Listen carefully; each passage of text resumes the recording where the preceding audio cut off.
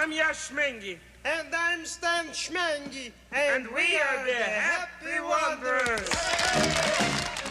He was a sweetheart. He was truly one of the funny guys. Naturally funny. He was great. He was great at Second City. After 30 years of silence, Eugene Levy has finally talked about John Candy's sudden death. The longtime friend and co-worker tells stories about the attention, being alone, and the unforgettable moments that made their friendship stronger that have never been told before. We did a lot of things together. We did SCTV after the Second City stage together. No, he only gave us a fine and bad breath. We work hard for $4.60 an hour. And he treats us like we're bad. Eugene Levy takes us back in time to show us a side of John Candy that most people never knew. We learn what was really behind his bright smile. John was one of Canada's most famous funny men. He was also a great actress and a really nice person. Even though John Candy has been dead for 30 years, his friendship with Eugene Levy is still strong. When the two young men met for the first time, it was on the stage of Second City in Toronto. They had no idea that they would become like brothers and share amazing moments on and off screen. Their journey started in the 1970s, when Candy was always the life of the party with his big smile and kind heart. Levy, who was known for his subtle wit and gentle humor, was the perfect person to support her. In an interview with Global News in 2024, Levy said, "We just laughed. It was like living in a never-ending joke when I worked with John. They got better at what they did and tried out big ideas together at Second City. Since the beginning of SCTV in 1976, Candy and Levy have been important parts of the show, giving sketches that made people laugh out loud. Patrick, I don't believe you. Turn this way is a very important task. Don't you understand? 3D shape. Okay. The Groach Center. What? You buzzed? Not at all. I'm sorry about that. As the polka-loving Schmengel brothers and as famous people, they helped make SCTV a real competitor to Saturday Night Live. Still, their friendship was more than just how well they got along on TV. Behind the scenes, Candy always brought people together. Levy told CTV News about a special memory from when John had the whole crew over for dinner. He said he would roast a turkey, but it wasn't done by 2 a.m. Even though we were hungry, we couldn't stop laughing at how useless John was. The attention didn't change how close they were. Candy called Levy a lot of the time to talk, share a new joke, or just find out how he was getting along. Catherine O'Hara, who worked with them on SCTV, told People in 2024 that John really cared about people. You thought you were the most important person in the room because of him. That warmth lasted through the years, even after Candy moved to Los Angeles and became famous in movies like Splash and Uncle Buck. It didn't matter how busy Levy was, Candy always went to him for help. Candy died in 1994, and Levy, Martin Short, O'Hara, and the rest of the SCTV gang were very sad, but they stayed friends. Honey Candy, her wife Rosemary, and their two kids, Jennifer and Christopher, have stayed close to Levy and their old friends. Jen Candy told the Toronto Star in 2023, "My dad loved those guys, especially Uncle Eugene. It feels like he's still here because they tell me stories about him." Eugene Levy talks about how John Candy changed his life in the 2024 YouTube movie called After Years of Silence. "I love John so much," Levy said with tears in his eyes. "We were really close. It hurt like I lost a piece of my heart when I lost him." The Candy and Levy families were seen together at a memorial event in Toronto in 2019. This shows that their friendship has not faded. When he talks about Candy, his eyes light up.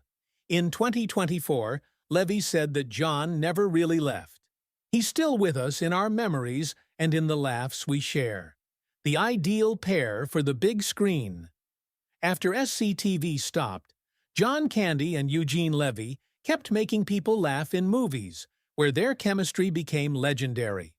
One of their most famous works together was the love comedy Splash, 1984, which starred Tom Hanks and Daryl Hannah. Candy played Hank's bigger, party-loving brother, Freddie. With his quick wit and mischievous charm, Candy stole the show. Levy. As the clumsy scientist Walter Kornbluth brought a whole new kind of fun to the role. It's dry, awkward, and totally wonderful. People went wild during the scene where Kornbluth gets wet, trying to show a mermaid. Both actors, though, left a lasting impression in supporting parts. Ron Howard, the director, told Variety in 2014 that John and Eugene were great, lighted up every scene. Another movie with both of them was Armed and Dangerous, which came out in 1986. Frank, a lawyer who had been fired, and Levi, an awkward security guard. They were both caught up in a crazy criminal plan, and the contrast between their styles made for great comedy. Candy was big and full of energy, so he jumped right into chaos. For example, in one scene, he tries to confuse the bad guys with a dance, which made the whole crew laugh out loud. Levy brought a cool, stressed-out sense of humor, and he often laughed at Candy's crazy ideas. When Frank from Candy gave Norman a hug and said, "We're going to be okay," it was a special moment. Write a line that makes you think of Candy comforting Levy in real life. In 2020, Levy told The Hollywood Reporter that John had the power to make a place brighter. People began to laugh with just one raised eyebrow. They also worked together on the 1983 comedy Going Berserk, which showed how close they were. Candy played the main role, John Bourguignon, and asked Levy to take Tom Hanks's place as best friend. In 2019, Levy talked about how John called him and told him, "Eugene, you have to make this movie. It's fun to do." I said yes right away. It was always fun to work with John, even though the movie didn't do very well. Even when they were acting like singers or running away from a crazy wedding, their natural chemistry made people laugh.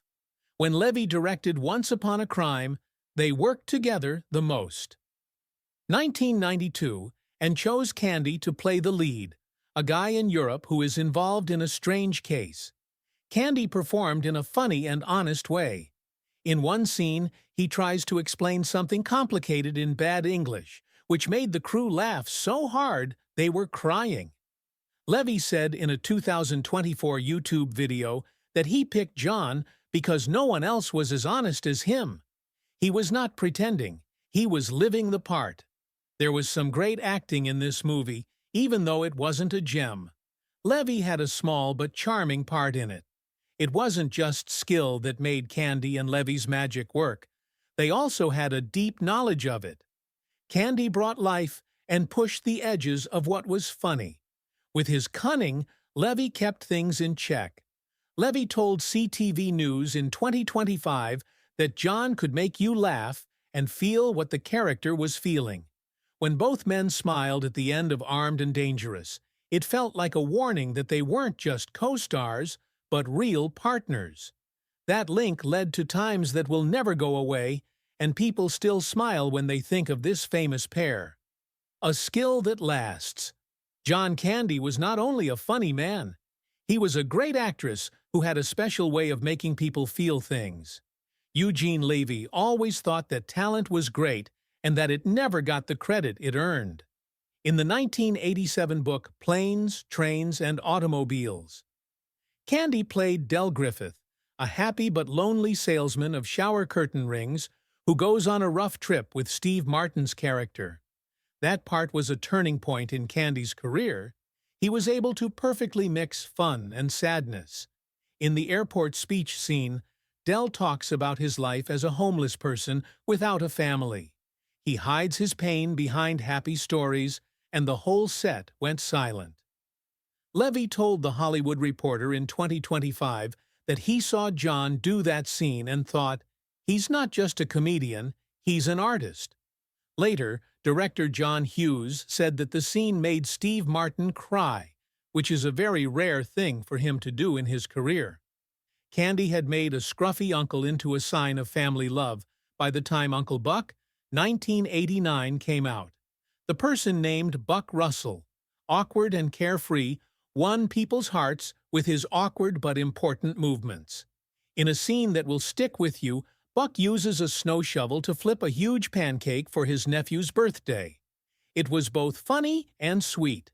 Levy said that John gave Buck his whole self at an event in Toronto in 2020. You thought Buck was real and that he'd do anything for those kids. This part made Candy a well-known face in 1980s family movies that people of all ages loved. Candy showed that he could do more than just make people laugh in one of his last movies, Cool Runnings, 1993. He could move people. He played Irv Blitzer, the coach of the Jamaican bobsled team who took inexperienced skiers to the Olympics. Candy's Irv was strict, funny, and very real. One scene that stands out is when he tells the team, "You're not just athletes, you're Jamaican." Many people were moved to tears when they saw the team walk off with pride, even though they didn't win a gold. Eugene Levy talks about how John Candy changed his life in a 2024 YouTube movie called After Years of Silence. Levy said, "John could make you laugh and then want to stand up and cheer." Looking back at Candy's career, the performance showed that she could do a lot more than just comedic parts. Levy sees more than a friend. He sees a unique skill. He told someone in 2025, "People love John because he was real. He was himself on and off the screen." Candy's parts didn't just make people laugh, they also helped them connect with real feelings, from happiness to deep empathy. That's why his name still makes people feel something after all these years. A day of bad luck. John Candy died on March 4, 1994. His friends, family, and fans were shocked. Candy had a heart attack and died in Durango, Mexico, while shooting Wagons East. She was only 43 years old. Not only did his sudden death stop a great career, it was also a terrible loss for everyone who loved him. Eugene Levy, who was a close friend of his. Candy was full of life on the set of Wagons East the night before he died.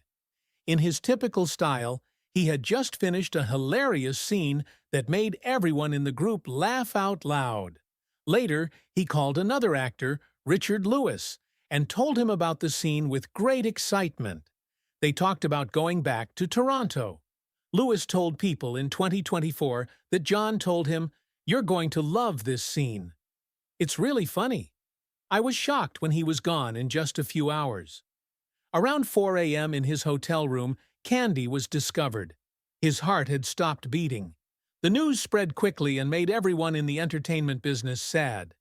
Candy's health had been getting worse for a while, but he rarely showed it. Over 150 kilograms, a heavy smoker, and always busy. He was under a lot of stress from his job and from his personal life. In private, he told her about his fears. Christopher Candy, his son, told the Toronto Star in 2023 that his father once told a friend, "I'm afraid I won't make it past 40.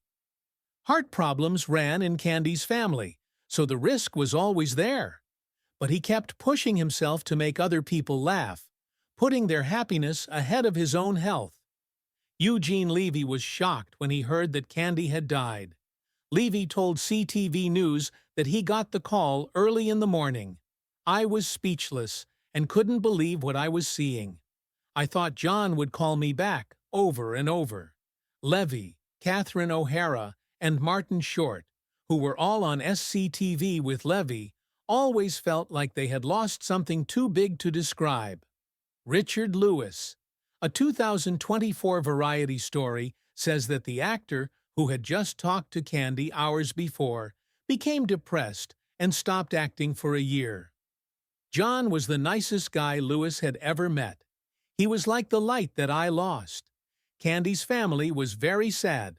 Rosemary, his wife, and their 2 kids, Christopher and Jennifer, had to go on without the man who meant the world to them. He told the Toronto Star that his friends all over the world still remember how funny and kind he was. Fans of Candy's movies can still watch them on Netflix, YouTube, and cable TV. Home Alone came out in 1990. With his part as Gus carrying pizza at the family gathering scene, keeps making people laugh every Christmas. People who like comedies still enjoy Spaceballs.